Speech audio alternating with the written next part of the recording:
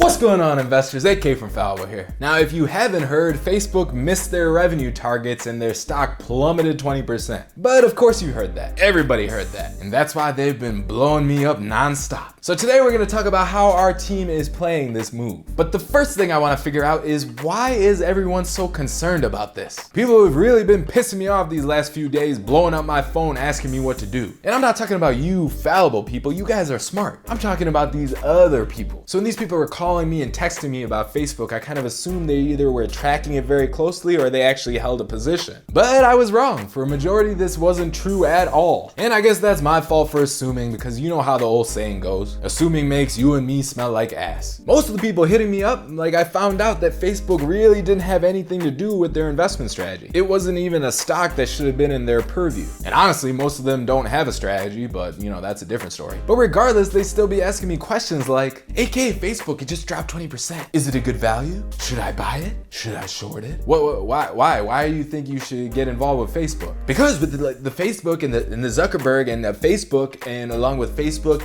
and Instagram and Zuckerberg and and then WhatsApp, and then of course Instagram, and then you have Facebook Messenger, and then Zuckerberg and Cambridge, and then the drop, and then Facebook. Man, just stop. Just shut the hell up. You don't know what you're talking about. And that's how most of my conversations were going. The thing is, if an opportunity in the market doesn't fall under your strategy, then it is not the right opportunity for you. See, I personally didn't care what happened at Facebook because my strategy didn't call for me to be concerned. The 5 stocks I'm holding are Align, Illumina, Amazon, and Adobe. And then I had Netflix, but I recently got knocked out of it in the last month. See, and my strategy is all about momentum. So those 5 were the ones that ranked the highest. Now, I may also keep track of the top 25 momentum stocks, but Facebook doesn't even fall into that. So I really don't care. And when people would call me and I would tell them that, they were asking me like, what the hell is wrong with you, AK? There's huge opportunity here. And I was like, yeah, there might be or there might not be. But honestly, there is so much opportunity in the market that you don't need to jump into every potential play you see. And really, if you're trying to go after things that aren't in your strategy and that you don't know about, you're really just gonna end up hurting yourself. You're not gonna make more money, you're gonna lose more money. And that's why you need to narrow down the universe of what you're looking at depending on your strategy. And if you do that, that'll help you not miss the opportunities that you should be in, while also helping you avoid the other opportunities you shouldn't be in so you don't hurt yourself. And I get it, because it does get tough emotionally. And I feel these feelings too. Like, one of the biggest emotions you get is FOMO, because you feel that feeling like, oh, are other people making money off of this? Everyone's talking about it, someone must be making money. And I actually talked about how you can deal with that feeling in a previous video, which I'll link to above if you haven't seen it. And you also get that feeling like, oh, this is a huge move, which means it's a big chance. I can make a ton of money. This is one of the biggest opportunities. And you feel like you gotta be a hero. Like, this is the trade. This is gonna make everything. Everyone's gonna think I'm so smart once I do this. And I even make a video about that hero mentality too, which I'll also link to so you can watch. And another thing is that high volatility is addictive. You see it and you feel like, ooh, money. And you kind of just start going towards it. But that volatility is like one of those bright lights that attracts a bunch of bugs. But the bugs don't know until they get there that it's a trap. And that light actually burns fries and kills them. So don't be a bug. You gotta be able to put those emotions aside and execute your own personal strategy. That's the only way you're gonna win. All right, now that I got that off my chest, let me tell you what our team is doing, specifically Tyler. Now, Tyler, who's my partner from Macro Ops, is looking to sell August puts or straddles. And the reason being is because these huge sudden drops cause option prices to explode. Implied volatility for a lot of these Facebook options are at the high end of their range, meaning it's a good time to sell. And now that this news of the earnings has been priced in, Tyler wants to take advantage of all this fear by selling insurance. So he's looking to sell a 170 put that expires on August 17th. He's thinking Facebook will likely chop around here and not follow through with more downside because everything's priced in. And for delta neutral players, you could also put together a August 17th at the money straddle. But what you gotta understand is that Tyler is looking at this play because it's part of his strategy. The guy is studying options all day and understands